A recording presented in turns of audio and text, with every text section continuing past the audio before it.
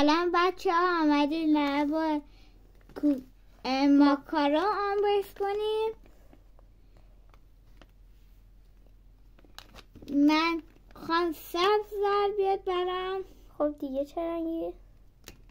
با زرد. خب بریم آنباکسش کنیم.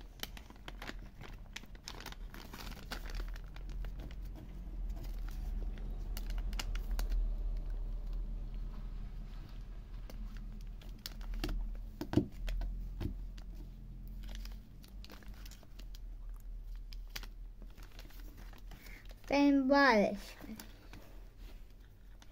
لایک و سابسکرایب کنید. زنگوله هم کامنت کنید. بریم بادش کنید. من اول چشم رو بستم.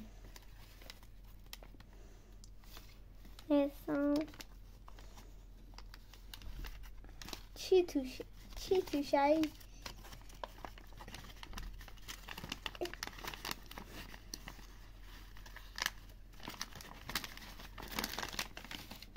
سبز در آمد.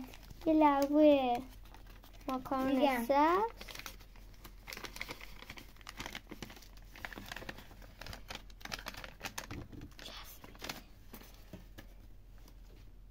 چسبیده.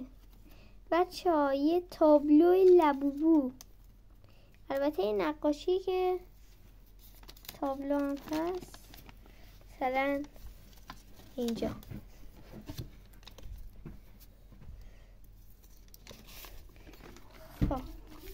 خدا تا ویدیو قبل باش. مرسی با من بودین.